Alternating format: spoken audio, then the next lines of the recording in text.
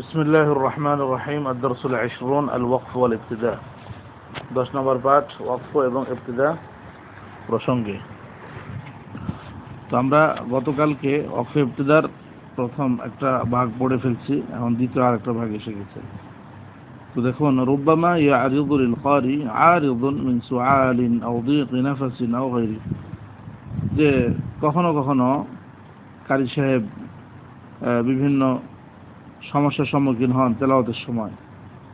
যেমন কি বলে এটাকে, সোয়াল মানে হলো হাই তোলা, ঠিক আছে, হাঁচি আসা, আউদিক ইনাফাসিন অথবা শ্বাস সংকীর্ণ হয়ে আসা ইত্যাদি। তো ওই সকল অবস্থায় উনি কারি সাহেব ওয়াকফ করতে বাধ্য হন। عند ذلك يمكنه الوقوف على أية كلمة, তো সেই সময় যে কোনো শব্দের উপরে ওয়াকফ করাটা কি তার জন্য সম্ভব। আলা আন ইস্তানিফা ওয়া ইউঈদা, তবে শর্ত হলো যে ওই শব্দটা আবার পুনরায় পড়বে, নতুন করে পড়বে, আবার এটাকে দোহরাবে। ওয়া হাযা হুয়া আল ওয়াকফুল ইযতিরারি, এটাকে বলবে ওয়াকফে ইযতিরারি। এখানে কয়েকটা ওয়াকফের কথা বলবেন, ওয়াকফে ইযতিরারি, ওয়াকফে ইখতিবারি, আর এটা কি আচ্ছা হ্যাঁ, দুইটা দিতেছি আমরা, দুইটা। তো প্রথমটা বললো কি ওয়াকফে ইযতিরারি, দ্বিতীয় নাম্বারটি হচ্ছে কি ওয়াকফে ইখতিবারি। ওয়াকফে ইযতিরারিটা বুঝছেন তো? তেলাওয়াত করা অবস্থায় হাঁচি চলে আসলো, অথবা শ্বাস ফুরিয়ে যাচ্ছে, অথবা মুখে মশা ঢুকে গেল, এই মুহূর্তে তার মুখদার পড়া বের হবে না, তাহলে ইমার্জেন্সি অবস্থায় এক জায়গায় সে থেমে যাবে। তো থেমে গেলেও পরবর্তীতে আবার সেই শব্দ থেকে আবার শুরু করে পড়া চালিয়ে যাবে। তো এটা হলো ওয়াকফে ইযতিরারি। 2 নম্বর, আও রুব্বামা ইখতাবারুল ক্বারিউ মিন কিবালি মুআল্লিমিহি ফায়াকিফু, আবার কখনো কখনো কারি সাহেবকে তার শিক্ষকের পক্ষ থেকে পরীক্ষা করা হবে, তো তখন সে কি করবে, ওয়াকফ করবে। সুম্মা ইয়াস্তানিফুল কিরাআ, এরপরে সে সেই কিরাআতটাকে পুনরায় পড়বে। বাদা ইআদাতিল কালিমাতিল্লাতি ওয়াকাফা আলাইহা, যে শব্দের উপরে সে ওয়াকফ করেছিল সেটাকে পুনর্বার দোহরানোর মাধ্যমে। ইনলাম তাকুন মাকানান লিল ওয়াকফি, যদি সেই জায়গাটি ওয়াকফের জায়গা না হয়। যেমন ধরেন আল হামদু, শিক্ষক তাকে বললেন এখানে ওয়াকফ করতে, কথা বুঝছেন? তাহলে সে এখানে কিভাবে ওয়াকফ করবে? আল হামদ, এটাকে ওয়াকফের জায়গা না? ওয়াকফের জায়গা না, কিন্তু তাকে শিখাচ্ছে ওয়াকফ কিভাবে করতে হয়। সুকুনের মাধ্যমে কি করতে হয়, ওয়াকফ করতে হয়, আগের দর্শে গেছে, তাই না? তাহলে এখানে আলহামদু বলে থামবে না, সে কি বলে থামবে? আলহামদ। আচ্ছা, এখন যখন এটাকে আবার সে পড়তে যাবে, পুনরায় পড়তে যাবে, তেলাওয়াত করতে শুরু করবে, তো তখন এই আলহামদু থেকে আবার শুরু করবে, এটাই বলছে। সুম্মা ইয়াস্তানিফুল কিরাআ, আবার শুরু করবে নতুন করে। বাদা ইআদাতিল কালিমা, ওই শব্দটিকে দোহরানোর পরে, আল্লাযী ওয়াকাফা আলাইহা, যেটার উপরে সে ওয়াকফ করেছিল। ইনলাম তাকুন মাকানান লিল ওয়াকফি, যদি স্থানটি ওয়াকফের জায়গা না হয়। উদাহরণ যেটা দিচ্ছি বুঝছেন তো? আলহামদু, এখানে যদি কেউ ওয়াকফ করে আলহামদ, এটা কি ওয়াকফের জায়গা? ওয়াকফের জায়গা তো না, কাজেই এটাকেই আবার শুরু করবে। আর যদি ওয়াকফের জায়গা হইতো তাহলে সে পরে যে শব্দ আছে সেখান থেকে বলতো, অসুবিধা নেই। কিন্তু এটা যদি ওয়াকফের জায়গাই না, তাই প্রথম শব্দ যেটার উপর ওয়াকফ করেছিল ওটা সব আবার পড়বে। খালাস, এটা হলো আল ওয়াকফুল। ওয়াহাদা হুয়া আল ওয়াকফুল ইখতিবারি, এটাকে কি বলে? ওয়াকফে ইখতিবারি। ومن الخطأ الوقوف عند وسط الكلمة, আচ্ছা, আরেকটা ভুল কি আছে, যে শব্দের মাঝখানে থামা। শব্দের, যেমন ধরেন আল হাম, আরে থামলেন না, এটা করা যাবে না, এটা ভুল। ফালা ইউকাফু ইল্লা আলা আখিরিল কালিমা, থামতে যদি হয় শব্দের শেষে। এই যে যেমন আল হামদ, এটা একটা সিস্টেম মতো পড়ে, কিন্তু ওটা কি, ওটা তো সম্পূর্ণই ভুল। আচ্ছা, সাওয়াউন আকানা আল ওয়াকফু ইখতিয়ারিয়ান আও ইযতিরারিয়ান আও ইখতিবারিয়ান, তাহলে ওয়াকফ চাই আপনি ইখতিয়ারি করেন অথবা ইজতিরারি করেন অথবা ইখতিবারিয়ান। ইখতিয়ারি বুঝছেন তো, আপনি ইচ্ছা করে এক জায়গায় ওয়াকফ করলেন, আরটা হলো বাধ্য হলেন, আরটা হলো পরীক্ষামূলক শিক্ষকের পক্ষ থেকে। যেটাই করেন আপনাকে ওয়াকফ করতে হবে কোথায়, শব্দের মাঝখানে নাকি শব্দের শেষে? শব্দের শেষে ওয়াকফ করতে হবে সুকুনের মাধ্যমে। আচ্ছা, এখন একটা গুরুত্বপূর্ণ একটা এই আলোচনা আসতেছে, এটা ইলমুত তাজবিদের খুবই গভীর একটি আলোচনা। যদি এখানে আমরা সেই প্রয়াস পাবো না, আমরা সংক্ষিপ্তভাবেই পড়ে চলে যাব, যেহেতু সেই বিষয়ের কিতাব না এটা, এটা হলো পরীক্ষায় পাস করার জন্য, তাই না? আর শাস্ত্রীয়ভাবে যদি আমরা পড়তে যাই তাহলে সেটার জন্য আলাদা কোর্স করতে হবে। আচ্ছা, এখন যে বিষয়টা আসতেছে এটা খুবই গুরুত্বপূর্ণ বিষয়। গুরুত্বপূর্ণ কেন? এর কারণ হচ্ছে যে আপনি যখন ওয়াকফ করবেন একটা শব্দের উপরে, তাহলে এখানে এতক্ষণ বলে আসলো যে শব্দটা পূর্ণ হতে হবে, তাই না? শব্দটা পূর্ণ হতে হবে। শব্দ পূর্ণ হলেই তো আপনি সেটার উপর ওয়াকফ করতে পারবেন। আর শব্দটা যদি পূর্ণ না, অপূর্ণ থাকে, তাহলে কি ওয়াকফ করা সম্ভব? সম্ভব না। তাহলে আপনি ওয়াকফে ইখতিয়ারির ক্ষেত্রে অথবা ইজতিরারির ক্ষেত্রে অথবা ইখতিবারির ক্ষেত্রে সর্বাবস্থায় আপনাকে দেখতে হবে যে শব্দটা পূর্ণ হলো কিনা, বুঝছেন? আর এই শব্দ পূর্ণ বা অপূর্ণ এটা আপনি বুঝবেন যখন রসমুল মুসহাফ আল উসমানী, অর্থাৎ হযরত ওসমান রাদিয়াল্লাহু আনহার লিখিত যেই এই কি বলে কোরআন রয়েছে, সেখানে যেভাবে এই কোরআনকে লেখা হয়েছিল, ঠিক ওই লেখাটাকে আপনি যখন ফলো করবেন তখন আপনি বুঝতে পারবেন যে এখানে কি শব্দটা পূর্ণ হলো কি হলো না। এটার কেন বলতেছি, আপনি দেখেন যে সামনে কিছু উদাহরণ আসবে। দেখেন যেমন আম্মা, আম্মা ইয়াতাসাআলুন আছে না? এটা এটা কি ছিল? আম্মা ইয়াতাসাআলুন ছিল নাকি আন মা ইয়াতাসাআলুন? কিন্তু মুসহাফ উসমানের মধ্যে কি করা হয়েছে, এই দুইটা শব্দকে এক করে ফেলা হয়েছে, তাই না? একসাথে লেখা হয়েছে। এখন আপনি কিভাবে থামবেন এখানে? মনে করেন আপনি থামতে চাচ্ছেন, তাহলে আপনি যদি আন এর উপর ওয়াকফ করেন, মা ওটাকে আলাদা রেখে দেন, তাহলে কি হবে? আপনার মন মতো ওয়াকফ যদি করেন, হবেই না। তাহলে কিভাবে করতে হবে? মুসহাফ উসমানের মধ্যে যে বানান রীতি, ঠিক আছে, সেটাকে আপনাকে ফলো করে থামতে হবে। বুঝতে পেরেছেন? আবার অনেক জায়গায় কি আছে, ইন মা, কি আছে, ইন মা, এই ইন কে মিমের মধ্যে ইদগাম করে একসাথে ইম মা পড়া হচ্ছে, তাই না? তো যেখানে মিলিতভাবে আনা হয়েছে আপনাকে ওইটাকে মিলিয়েই থামতে হবে। এখন ইখতিয়ারি করেন, ইজতিরারি করেন অথবা ইখতিয়ারি, সর্বাবস্থায় যেখানে আলাদা এনেছে তো আপনি সেখানে আলাদা থামতে পারবেন। বুঝতে পেরেছেন? আর যেখানে আলাদা এনেছে আলাদা আপনি থামতে পারবেন, আবার যেখানে একসাথে আনছে সে একসাথে যেটা আনছে সেটাকে পূর্ণ করেই আপনাকে থামতে হবে। তাহলে এটা এই খুবই জরুরি একটা বিষয়, তাই না? মুসহাফ ওসমানীর যে বানান রীতি, সেটাকে লক্ষ্য করা সর্বাবস্থা আমাদের জন্য আবশ্যক। কথা বুঝছেন? এখন মুসহাফ ওসমানীর যে বানান রীতিটা, এটার সাথে যদি প্রচলিত এই বানান, আরবির যে বানান, এটার সাথে যদি নাও মিলে তবুও কোনো সমস্যা নেই। কথা বুঝছেন? এটা কেন বলতেছি জানেন? আপনার প্রচলিত যে বানান রীতি রয়েছে এটার সাথে মুসহাফ ওসমানীর কি আছে, অনেক অমিল আছে। এই জন্য কোরআন পড়ার ক্ষেত্রে, লেখার ক্ষেত্রে মুসহাফ ওসমানীকে আপনাকে ফলো করতে হবে। আপনি যদি একটা শব্দ লেখেন, যেমন কিতাবুন শব্দটা যদি লেখেন, তাহলে প্রচলিত যে বানান রীতি, ঠিক আছে,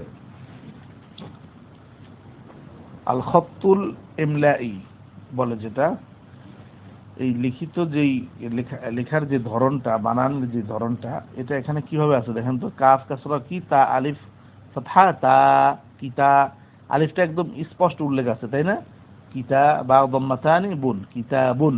অথবা বাঙালি ভাবে বললেন কাফ জের কি, তা আলিফ জবর তা, কিতা বা দুই পেশ বুন, কিতাবুন। তার সাথে একটা বড় একটা আলিফও থাকে। এটা হলো প্রচলিত লেখার ধরন। কিন্তু মুসহাফ ওসমানীতে আপনি যখন যাবেন দেখবেন সেখানে কিভাবে লেখা, কাফ কাসরা কি, তা আলিফ সগীরা তা, এটার মধ্যে এই যে আলিফ সগীরা, এটা হজফ আছে। কথা বুঝছেন নি? ওখানে আছে শুধু কাফ তা বা, কাফ তা বা, এটাকে রসম বলে। এই যে হরকত ছাড়া আমরা যেই এই নকশাগুলো দেখি কোরআনের, নক্তা, তার হরকত, এগুলো ছাড়া যেগুলো আছে এগুলোকে কি বলে? আপনার রসম বলে, রসম। তো মুসহাফুল ওসমানীর যে রসমগুলো, সেখানে কিন্তু শুধু কাফ তা আর বা লেখা আছে। তাহলে সেটাকে উচ্চারণ কিতাবুনি করা হচ্ছে, কিন্তু লেখার মধ্যে আলিফটা উল্লেখ নাই, হজফ আছে। কি আছে? হজফ। কিন্তু প্রচলিত যেই লেখার নীতি, সেখানে আলিফটাকে উল্লেখ করে দেয়া হয়। কথা বুঝতে পেরেছেন? এটাই বলতেছে যে সাওয়াউন।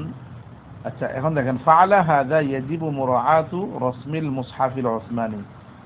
ফাআলা হাযা, আর এটার উপরে ভিত্তি করে আবশ্যক হচ্ছে মুসহাফ ওসমানীর যে লেখার নীতি, বানান নীতি, সেটাকে কি করতে হবে? ফলো করতে হবে।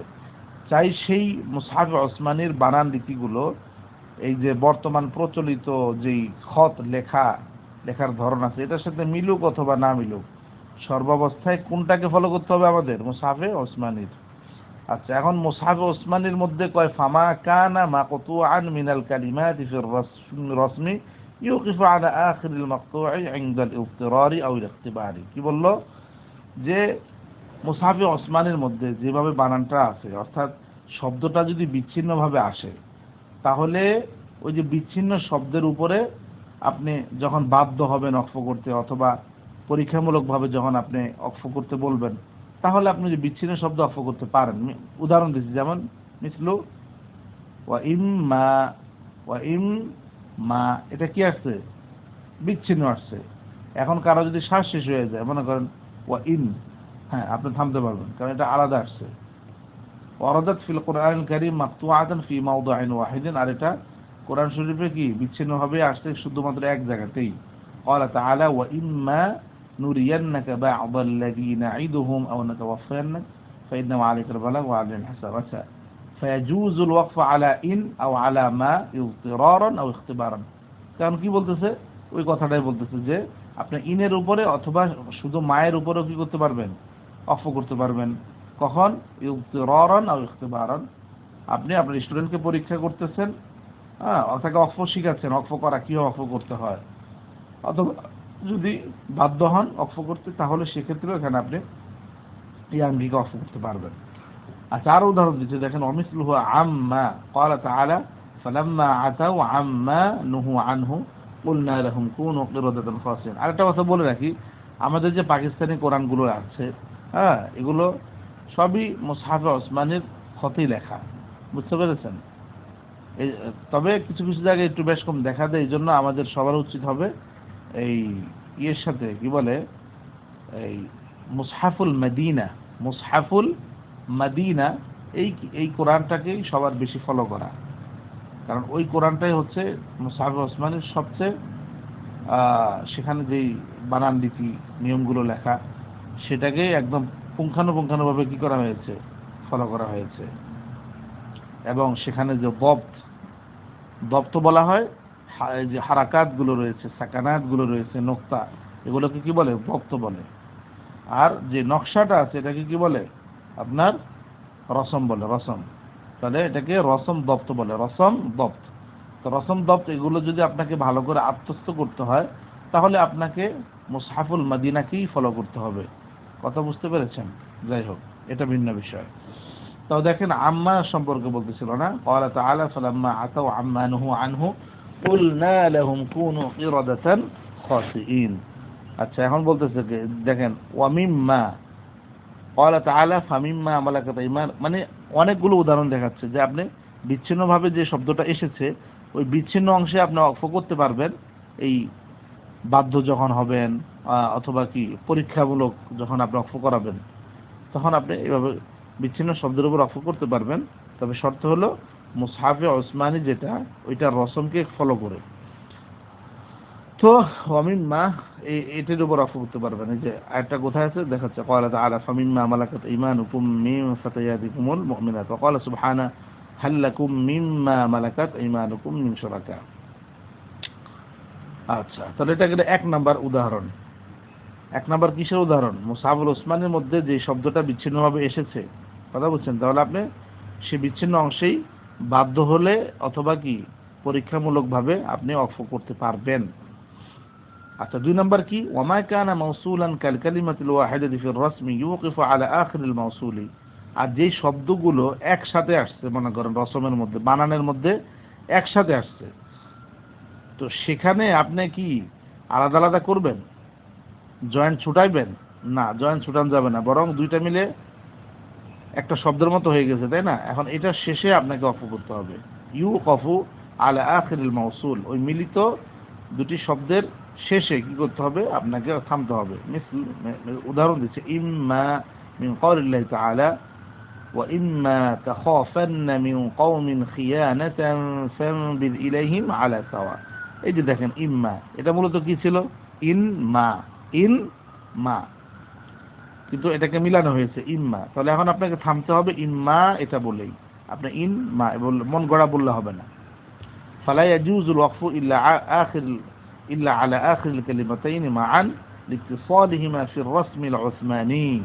কাজেই ওয়াকফটা দুই শব্দের শেষে একসাথে কি করতে হবে, আপনাকে ওয়াকফ করতে হবে। ওয়াকফ করাটা জায়েজ হবে, কারণ উভয়টা মুসহাফে উসমানের মধ্যে কি এসেছে, রসমুল উসমানের মধ্যে মিলিত এসেছে।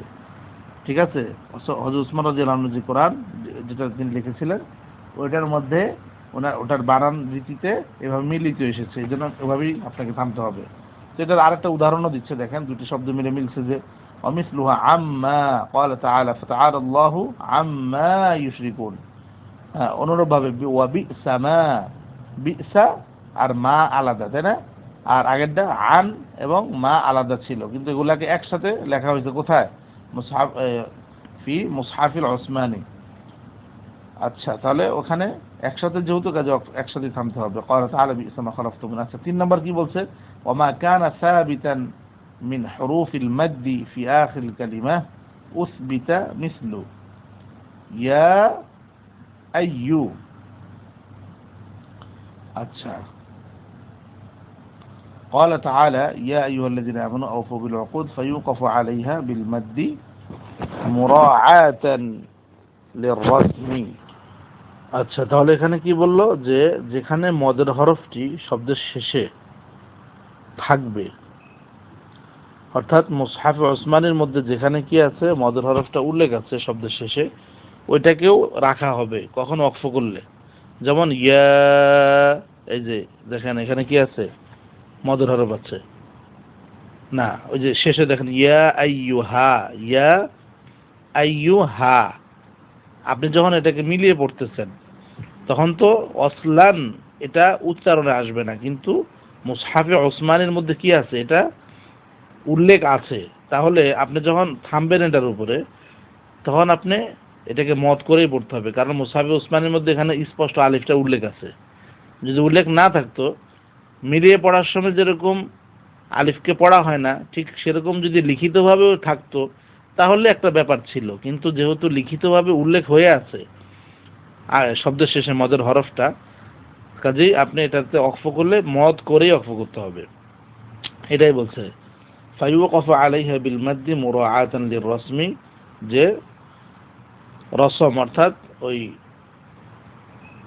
মুসহাফে উসমানে যে লিখার যে নিয়ম নীতি, ওইটার প্রতি লক্ষ্য রেখে আপনাকে মদ করে ওয়াকফ করতে হবে। অনুরূপভাবে ওয়াকালা, এই ওয়াকালা এটার উপর আপনি থামলে মদ করতে হবে, কিন্তু অসল যদি করেন, যখন মিলিয়ে পড়বেন তখন সেখানে কি থাকবে না, মদ থাকবে না। মদ না থাকলেও সেখানে তো আলিফটা উল্লেখ আছে, এই জন্য ওয়াকফ করলে আপনাকে এই মদ করেই টেনে পড়তে হবে। বুঝছেন নি? আল্লাহ, কত দারুণ পড়া। فقال الحمد لله الذي فضلنا على كثير من عباده المؤمنين فيوقف على ألف التثنية। তাহলে তাসনিয়ার যে আলিফটা রয়েছে, হ্যাঁ, সেই আলিফের উপর ওয়াকফ করতে হবে। وإن حذفت لفظا في درج الكلام। আচ্ছা, وذاق। আচ্ছা, وإن حذفت لفظا في درج الكلام, যদিও মিলিয়ে পড়ার সময় শাব্দিকভাবে সেটা কি করা হয়েছিল, আপনার উচ্চারণের সময় হযফ রাখা হয়েছিল। অনুরূপভাবে ওয়াযাক, এই যে ওয়াযাক শব্দটাও আপনি থামলে এখানে মদ করে থামতে হবে, কিন্তু অসলের সময় কি হবে না, এটা টান লাগবে, মানে টানা যাবে না। ক্বালা তাআলা ফালাম্মা যাআকা আশ-শাজারা। আচ্ছা, এরপরে কি বলতেছে? ওয়া মা কানা মাহযুফান হুযিফা। মুসহাফে ওসমানীতে যেটা হযফ আছে, উল্লেখ নাই, সেটাকে অনুল্লেখে রেখেই আপনাকে থামতে হবে। মিসাল যেমন ইয়া আইয়ুহা, তাহলে এখানে কি আছে? এখানে দেখেন আলিফটা নাই, তাহলে ওয়াকালু ইয়া আইয়ুহাস সাহির, এখানে যদি আপনি ওয়াকফ করতে চান, এই যে আইয়ুহা যেই জায়গা, তাহলে কেমনে করবেন? ফায়ুকাফু আলাইহা বিসসুকুন, তাহলে এখানে আপনাকে সাকিন করে ওয়াকফ করতে হবে। মুরাআতান লিররাসমি আইদান, কিসের সাথে মিল রেখে? মুসহাফে ওসমানীর যেই লিখনের নিয়ম রয়েছে সেটার সাথে মিল রেখে। অমিসলু ইয়াতি, ইয়াতি শব্দের মধ্যে কি নাই? এখানে ইয়াতি নাই, তাই না? আতা ইয়াতি, ইয়াটা উল্লেখ নেই মুসহাফে ওসমানের মধ্যে। তাহলে মুসহাফে ওসমানীতে যেভাবে আছে আপনি এখানে থামলে সেভাবেই থামতে হবে। আচ্ছা, ইয়াউমা ইয়া, তাই না? ওয়াকফ করলে। আচ্ছা, ওয়াতা উতানিস ইদা কুতিবাত বিত্তাইল মারবুতাহ, তাই তানিস অর্থাৎ তাসনিয়ার, আর তাসনিয়া বলতেছি মানে মুয়ান্নাস জাতীয় যেসব বিষয় যে তা রয়েছে, এটাকে যদি তাই মারবুতার মাধ্যমে লেখা হয় তাহলে এটা হা হয়ে যাবে। অর্থাৎ গোলতা যেটা, বুঝছেন, এই গোলতা দিয়ে যদি লেখা হয় কোনো তাকে, তাহলে ওয়াকিফা আলাইহি বিল হা, এটাতে হা দ্বারা ওয়াকফ করতে হবে, সবাই জানেন। যেমন সাকরাতুন, এটাকে সাকরাহ পড়তে হবে। ক্বালা তাআলা জাআত সাকরাতুল মাউত বিল হক রাবওয়াতিন, এটা তো একই কথা। ক্বালা তাআলা ওয়া আওয়াইনাহুমা ইলা রাবওয়া। আচ্ছা, ওয়া ইন কুতিবাত বিত্তাইল মাফতুহা, যদি তাই মাফতুহা দিয়ে লেখে, যেটা লম্বা তা, তো ওইটা ওয়াকিফা আলাইহি বিত্তা, ওটাকে তা দ্বারা কি করতে হবে? ওয়াকফ করতে হবে। মিসল রাহমাতু, ক্বালা তাআলা রাহমাতুল্লাহি ওয়া বারাকাতুহু আলাইকুম আহলাল বাইত, তাহলে এটাতে রহমত এভাবে থামতে হবে। এরপরে কি আসতেছে? ওয়া নি'মাতা, এই যে ওয়া নি'মাতা শব্দ, এখানেও আপনাকে এই তার উপর ওয়াকফ করতে হবে, তাই না? সাকিন দিয়ে, তাহলে এখানে আপনি এই হা বানাতে পারবেন না সেটাকে। তাহলে যে এতক্ষণ যে আলোচনাগুলো হলো, কি বুঝে আসলো সারমর্ম? সারমর্ম হলো যে আমাদেরকে আমাদের তেলাওয়াত শুধু মানে সহি কিনা, আমাদের তেলাওয়াত এটা সহি কিনা, এটা বোঝার মানদণ্ড হচ্ছে কি আপনার মুসহাফে ওসমানীর যে রসম, ওইটার সাথে মিল আছে কিনা, বুঝছেননি? তো ওইটার সাথে মিল হওয়ার জন্য কি কি শর্ত, এটা সামনের দর্শে দেখেন বলবে, 3-4টা শর্ত আছে। হ্যাঁ, ওই শর্তগুলো পড়লে আরো স্পষ্ট হবে ইনশাআল্লাহ। তাহলে আজ এ পর্যন্তই থাকুক। আল্লাহ সুবহানাহু ওয়া তাআলা আমাদেরকে সঠিকটা বুঝে আমল করার তৌফিক দান করেন, আমিন। আসসালামু আলাইকুম। ও সরি, আরো কিছু পড়া বাকি রয়ে গেছে এই দর্শে। আলামাতুল ওয়াকফ, ওয়াকফের আলামত, কোন ওয়াকফের মানে কি আলামত বা কোনটা দ্বারা কি উদ্দেশ্য, আলামাতুল ওয়াকফের কোনটা দ্বারা কি উদ্দেশ্য সেটা বলতেছে। মিম যেখানে আছে, আলামাতুল ওয়াকফিল লাজিম, ওয়াকফিল লাজিমের আলামত মিমটা, লা আলামাতুল ওয়াকফিল মামনু, ঠিক আছে? মানে ওয়াকফ করা যাবে না, নিষিদ্ধ। জিম আলামাতুল ওয়াকফিল জায়েজ, জিমটা আসে কেন, কি বোঝায়? যে ওয়াকফটা জায়েজ, জাওয়াজান আচ্ছা মুস্তাওয়া তরফাইন, অর্থাৎ দুইটাই জায়েজ, অর্থাৎ থামতে পারবেন না, আবার কি মিলিয়ে পড়তে পারবেন। আচ্ছা, সাদ লামিয়া আলামাতুল ওয়াকফিল জায়েজ মা কাউনিল ওয়াসলি আওলা সিলি, না, যে এটা হলো জায়েজ ওয়াকফের আলামত, তবে ওয়াসল মিলিয়ে পড়াটা আবার কি উত্তম। আচ্ছা, কফ লামিয়া কিলি নাকি না কুলি, তো আলামাতুল ওয়াকফিল জায়েজ মা কাউনিল ওয়াকফি আওলা, এটা যেখানে আসবে সেখানে কি বুঝতে হবে? যে এটাতে ওয়াকফ জায়েজ, তবে ওয়াকফটা কি উত্তম। একটা হলো ওয়াকফও করতে পারবেন, আপনারা মিলাইও করতে পারবেন, তবে দুইটার মধ্যে উত্তম হলো কি ওয়াকফ করা। আচ্ছা, এরপরে এই যে তিনটা সিনের উপরে যে 3 নকশা থাকে, এরকম দুই জায়গায় আছে, তো এটা দ্বারা কি বোঝাচ্ছে? আলামাতু তাআনুকিল ওয়াকফ, ওয়াকফ মুআনাকাও বলে, কথা বুঝছেননি? বিহাইসু ইযা ওয়াকাফা আলা আহাদিল মাওদিআইন, যে যদি কেউ দুইটার যে কোনো একটার উপরে ওয়াকফ করে ফেলে, লা ইয়াসিহুল ওয়াকফ আলাল আখার, তাহলে অপরটার উপর ওয়াকফ করতে পারবে না। নাহু কাউলি তাআলা যালিকাল কিতাবু লা রাইবা ফীহ, তাই না? এখন আপনি যদি এভাবে পড়েন যালিকাল কিতাবু লা রাইব, এইভাবে আপনি থামতে পারবেন, পরেরটাকে মিলিয়ে পড়বেন ফীহি হুদাল লিল মুত্তাকিন। কিন্তু এখানে এই কি বলছে যে যদি দুইটার কোনো একটার উপর ওয়াকফ করে তাহলে পরেরটার উপর ওয়াকফ করতে পারবে না। তাহলে কি হবে? আপনি বললেন লা রাইব, আবার বলতেছেন ফীহি হুদাল লিল মুত্তাকিন, না এভাবে হবে না, যে কোনো একটার উপর ওয়াকফ করতে হবে। বুঝছেন নি? এই আর কি। সিন লিসাক্তাতিল লতীফা, সূক্ষ্ম একটি সাক্তার জন্য এটি আসে। আচ্ছা, هذه أهم العلامات وهناك علامات أخرى تجد تعريفاتها في أواخر بعض المصاحف। আচ্ছা, এই আলামতগুলো খুবই গুরুত্বপূর্ণ। এখানে আরো অনেক আলামত রয়েছে, এগুলো পরিচয় আরো অন্যান্য মুসহাফের মধ্যে আপনারা পাবেন, সেটা মুসান্নিফ রাহমাতুল্লাহ আলাইহি বললেন। ঠিক আছে, তাহলে আজকে এতটুকুই। তাহলে 20 নাম্বার শেষ হয়ে গেল, আর আমাদের আছে সামনে পড়া অল্পই। আল্লাহ তাআলা আপনাদের সবাইকে কামিয়াব করেন, আমিন। আসসালামু আলাইকুম।